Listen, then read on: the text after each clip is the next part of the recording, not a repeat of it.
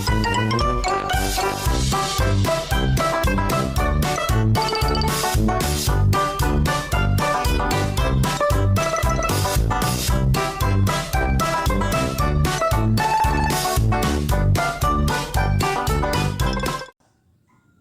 semua, perkenalkan nama saya Ulfa Nadia, NIM 202311203 dari kelas manajemen non-rek STI masalah 3. Nah teman-teman, di sini saya akan melanjutkan akan membahas tentang perusahaan yang pilot atau hampir pilot yang dilihat dari sudut pandang ekonomi manajerial.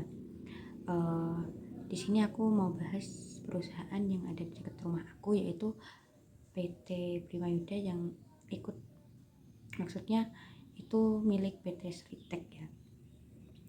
Perusahaan Sritek dikenal sebagai pengusaha raja tekstil terbesar di Indonesia. Terus dampaknya kepilotan PT Sritek bagi industri dan ekonomi nasional apa saja ya? Pertama yaitu dalam industri tekstil, Sritek menyumbang 10% ekspor tekstil nasional. Pilotnya memicu efek domino ke lebih besar 500 pemasok dan UMKM. Yang kedua dalam tenaga kerja, lebih dari 30 karyawan langsung dan 100.000 pekerja tidak langsung terdampak PHK. Yang ketiga dalam perbankan, mempunyai utang 24 triliun ke 28 bank tingkat risiko kredit macet. Yang keempat ada ekonomi nasional, yaitu turunnya kontribusi tekstil ke PDB dan devisa ekspor. Investor asing jadi lebih waspada. Yang terakhir yaitu respon pemerintah. 4 kementerian diminta Presiden Prabowo cari solusi penyelamatan tanpa bailout langsung. Sebelumnya, apa sih pengertian pilot? Nah, pilot ini kondisi di mana seorang debitur dinyatakan tidak membayar utang kepada 2 atau lebih kreditur yang telah jatuh tempo dan dapat ditagih. Bagaimana sih keadaan perusahaan yang dinyatakan pilot? Yang pertama, debitur memiliki 2 atau lebih kreditur. Yang kedua, tidak mampu membayar setidaknya 1 utang yang telah jatuh tempo dan dapat ditagih. Yang ketiga, adanya permohonan pernyataan pilot dari debitur sendiri atau lembaga tertentu, misalnya Bank Indonesia atau Menteri Keuangan tergantung jenis usahanya. Yang terakhir yaitu putusan resmi dari pengadilan. Nah, PT Sritek ini dinyatakan pilot pada tanggal 23 Oktober 2024 oleh Pengadilan Niaga Semarang. Dan intinya yaitu di sini saya akan menyampaikan pendapat saya mengapa PT Sritek dikatakan pilot dalam sudut pandang ekonomi manajerial yang tentunya terdapat beberapa aspek contoh dalam menganalisa biaya dan pengelolaan manajemen risiko keuangan. Pendapat tentang kepilotan PT Sritek dari perspektif ekonomi manajerial adalah kepilotan PT Sritek ini kasus yang kompleks dan mencerminkan kegagalan manajemen keuangan dan keputusan strategis yang tepat. Dari sudut pandang ekonomi manajerial, terdapat beberapa faktor utama yang menyebabkan kondisi ini. Pertama, manajemen utang yang kurang efektif dan itu menjadi penyebab krusial. Sritek memiliki total utang yang sangat besar, mencapai 16,64 triliun rupiah yang tersebar di berbagai bank dan perusahaan yang multifinance. Ketidakseimbangan antara rasio kualitas dan solvabilitas membuat perusahaan tidak mampu memenuhi kewajiban jangka pendek maupun jangka panjangnya, sehingga terjadi krisis likuiditas yang parah. Hal ini menunjukkan lemahnya pengelolaan arus kas dan perencanaan keuangan jangka panjang.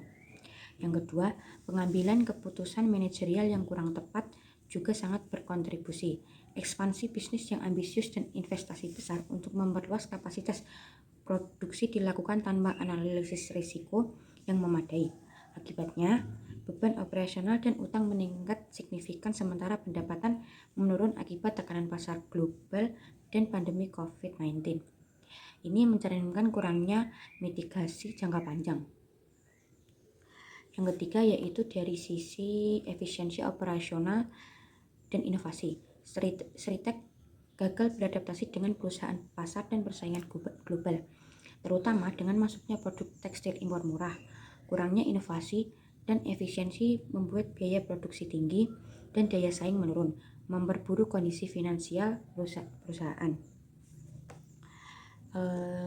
Dari dampak ekonomi, manajerial dari kepailitan ini sangat luas.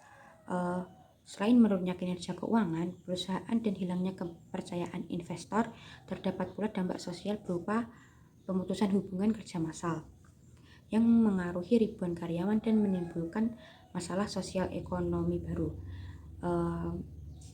Di sisi industri, kepailitan Sritek mengganggu rantai pasok tekstil nasional yang berpotensi menaikkan harga dan menurunkan kualitas produk di pasar domestik.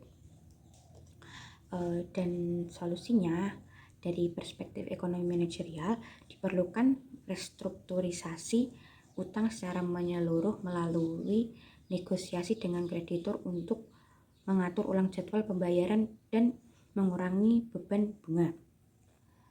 Selain itu, perusahaan harus fokus pada peningkatan efisiensi operasional dengan menerapkan lean management dan digitalisasi proses produksi. Diversifikasi produk dan inovasi juga penting untuk meningkatkan daya saing di pasar global.